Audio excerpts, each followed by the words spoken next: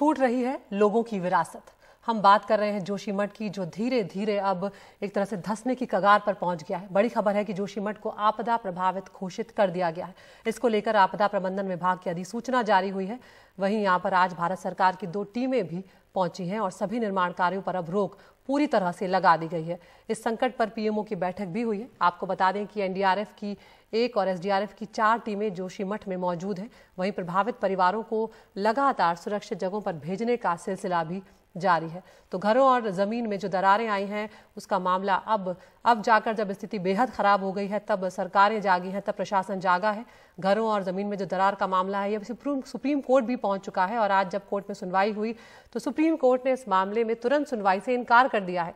मंगलवार को mentioning list में केस अब आएगा, शामिल करें, ये सीजेआई चंद्रचूड़ ने कहा है कि मंगलवार को इसे मेंशनिंग जो लिस्ट है उसमें शामिल किया जाए, मेंशनिंग लिस्ट में शामिल करें और तब सुनवाई पर विचार किया जाएगा। यानी अब कल इस मामले को एक बार फिर से सुप्रीम कोर्ट में ले जाया जाएगा और एक बार फिर से ये अपील की जाएगी कि जल्द से जल्द इस मामले की सुनवाई हो। ये एक इमरजेंसी जैसे हालात हैं और तब सुप्रीम कोर्ट इस पर सुनवाई को लेकर फैसला करेगा। तो यहाँ पर आपको सबसे पहले सुनवाते हैं मुख्यमंत्री पुष्कर सिंह धामी का क्या कुछ कहना है। हमारी सबकी पहली प्राथमिकता है कि जोशीमठ शहर बचना चाहिए और लोगों की जान माल की सुरक्षा होनी चाहिए। और जो खतरे की जद में आने वाले 68 मकान थे उन सभी को शिफ्ट किया गया है और जो एक जोन बना है 600 मकानों से अधिक का, उनको भी वहां से सुरक्षित स्थानों पर ले जाने की कार्रवाई गतिमान है। और माननीय प्रधानमंत्री जी भी लगातार इसकी समीक्षा कर रहे हैं, लगातार व्यक्तिगत रूप से वो जानकारी ले रहे हैं और उन्होंने हर संभव यहाँ पर मदद का हमको सहायता का आश्वासन दिया कि हर प्रकार से सहायता होगी। ये आपदा प्रबंधन विभाग द्वारा अधिसूचना एक जारी की गई है जिसमें जोशीमठ नगर पालिका का जो क्षेत्र है उसको आपदा प्रबंधन अधिनियम के अंतर्गत घोषित किया गया। भारत सरकार से 2 टीम्स आज जोशीमठ में आ रही हैं। जल शक्ति मंत्रालय की एक हाई लेवल टीम है और गृह मंत्रालय से सचिव बॉर्डर मैनेजमेंट और उनकी टीम आज वो भी जोशीमठ में आ जा रहे हैं। जोशीमठ के क्षेत्र में अभी हमने नगर पालिका क्षेत्र में और नियर बाय एरियाज में अभी सभी निर्माण कार्य अग्रिम आदेशों तक हमने अभी रोक लगा रखी है। और उधर उत्तराखंड कांग्रेस के वरिष्ठ नेता हरीश रावत ने कहा कि हम उस चेतावनी के अनुरूप आचरण नहीं कर रहे जो लगातार हमें मिल रही है और अब एक ही तरीका है कि जोशीमठ को दूसरी जगह बसाया जाए। स्थिति बहुत चिंताजनक है, विस्फोटक स्थिति तक चिंताजनक है। किसी समय भी सारा ढांचा कोलैप्स कर सकता है। प्रकृति चेतावनी दे रही है और हम उस चेतावनी के अनुरूप आचरण नहीं कर रहे हैं। एक ही तरीका है कि जोशीमठ को दूसरी जगह बसाया जाए, नया जोशीमठ बनाया जाए और पुराने जोशीमठ का ट्रीटमेंट किया जाए। जो कारण हैं जोशीमठ के सिंक करने के, जिसके सब लोगों में चर्चा है, उन कारणों में एनटीपीसी की टनल और दूसरे जो 4 धाम यात्रा के निर्माण कार्य इत्यादि हैं, उन सब पर रोक लगाई जाए। तो जोशीमठ के हालात को लेकर बॉर्डर रोड्स के DG lieutenant general Rajiv Chaudhary से बातचीत की हमारे सहयोगी राजीव रंजन ने। वो आपको बता रहे हैं कि इस वक्त हालात कैसे हैं। हमारे साथ है बॉर्डर रोड्स के DG lieutenant general Rajiv Chaudhary. Sir, border वहां जोशीमठ में जो हालात हुए हैं, जमीन में दरार जो हो गई है, तो उसको कैसे देख रहे हैं सर? सेना का ब्रिगेड भी है वहां पर। देखिए, उसमें सरकार ने उस सिचुएशन को बहुत करीबी से उसकी जांच करने के लिए एक टीम बिठाई है और वो स्टडी टीम जब अपना पूरा एनालिसिस करेगी, उस सिचुएशन को परख पाएगी, तब वो अपनी रिकमेंडेशंस और अपनी फाइंडिंग्स देंगे। उसी के बाद में हम उसमें कुछ बातचीत कर सकते हैं। आप लोग भी कुछ मूल्यांकन कर रहे हैं क्योंकि वहां भी सड़क वगैरह का काम आप लोग करते हैं, पुल वगैरह बनाए का, क्योंकि सेना का ब्रिगेड है सर? नहीं, लगातार हम उस सिचुएशन पे हमारा ध्यान है और हम अपना मूल्यांकन कर रहे हैं किस तरीके से हमने काम आगे करना है। तो वो सब चीज़ें चल रही हैं। सिचुएशन को देखते हुए हमारे लोग वहाँ पर तैनात हैं और आगे गए हैं हमारे चीफ इंजीनियर भी, तो उस चीज़ वो हमारे कंट्रोल में है। क्या ब्रिगेड जो है उसको कोई खतरा तो नहीं है ना सर?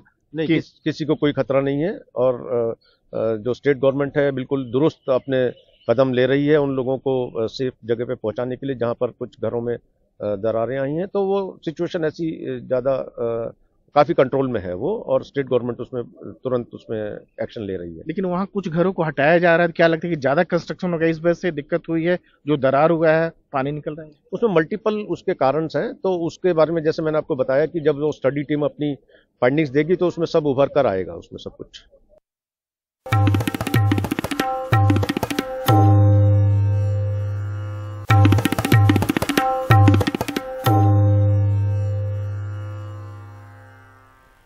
और अब राजधानी दिल्ली की बात करते हैं, जहां पर सत्ताधारी पार्टी आम आदमी पार्टी और विपक्षी पार्टी बीजेपी दोनों ही लोगों को लगातार शर्मसार करते हुए नजर आ रहे हैं, क्योंकि लगातार दोनों पार्टियां आमने सामने हैं और एक तरह से काम जो है वो करने की बजाय सिर्फ आपस में या तो लड़ते हुए नजर आते हैं या फिर सड़कों पर प्रदर्शन करते नजर आते हैं। दिल्ली नगर निगम में मेयर और डिप्टी मेयर चुनाव के दिन सदन की बैठक में आम आदमी पार्टी और बीजेपी में हुआ संग्राम जो है आज वो सड़कों पर आकर तेज हुआ।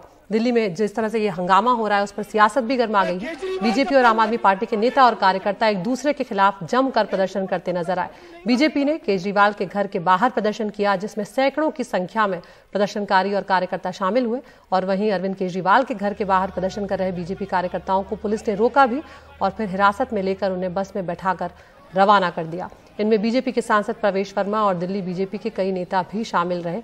दूसरी तस्वीरें भी आपको दिखा रहे हैं। आम आदमी पार्टी भी सड़कों पर थी, बीजेपी दफ्तर के बाहर प्रदर्शन किया है। उन्होंने उपराज्यपाल विनय कुमार सक्सेना के खिलाफ जमकर नारेबाजी की और उन पर एमसीडी के नियमों की धज्जियां उड़ाने का आरोप यहां पर लगाया है। तो आम आदमी पार्टी का कहना है कि बीजेपी एलजी का सहारा लेकर संविधान की हत्या कर रही है, जिसे बर्दाश्त नहीं करेंगे और हम लोकतांत्रिक ढंग से सड़कों पर उतरे हैं और कुछ ऐसी ही बात, ऐसा ही कुछ संविधान जो है वो बीजेपी की तरफ से पढ़ाया जा रहा है। तो यहाँ पर सुनवाते हैं आपको बीजेपी के सांसद प्रवेश वर्मा ने क्या कुछ कहा।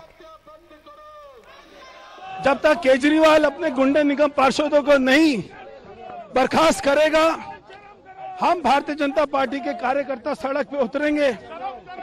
उसकी हिम्मत कैसे हुई कि हमारी महिला निगम पार्षदों को मारा गया?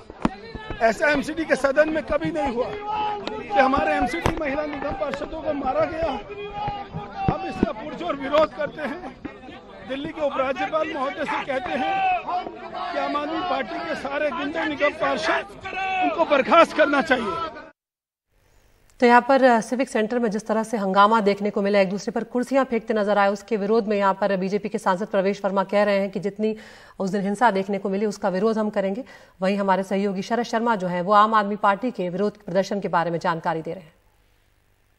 आम आदमी पार्टी का आरोप है कि दिल्ली में उपराज्यपाल और बीजेपी दोनों मिलकर संविधान की हत्या कर रहे हैं और इसी के आरोप में आम आदमी पार्टी बीजेपी हेडक्वार्टर का घेराव कर रही है।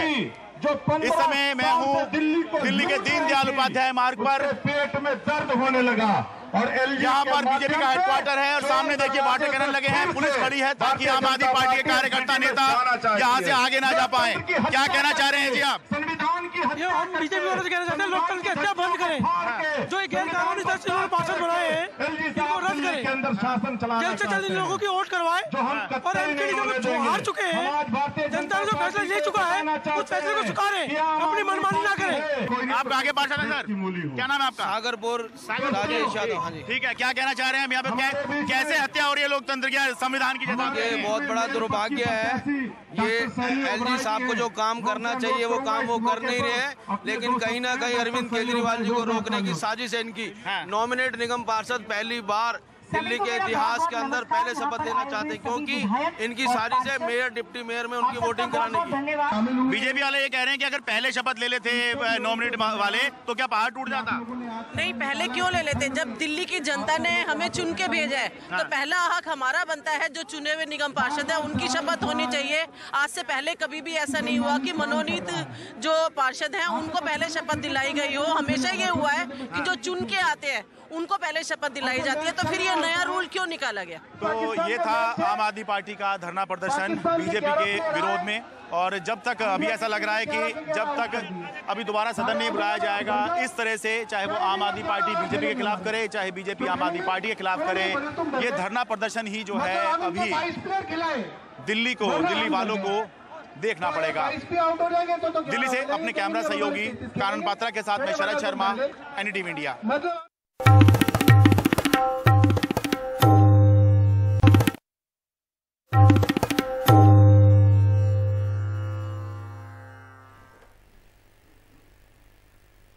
इंदौर में प्रवासी दिवस सम्मेलन हो रहा है। 3 दिनों तक चलने वाले सम्मेलन में 70 देशों के 3,800 प्रवासी भारतीय शामिल हुए हैं। आज प्रधानमंत्री नरेंद्र मोदी ने इसका औपचारिक उद्घाटन किया। इस मौके पर प्रवासी भारतीयों को संबोधित करते हुए प्रधानमंत्री बोले कि दुनिया में भारत की पहचान आपसे है। विदेशी धरती पर आप भारत के राष्ट्रदूत हैं।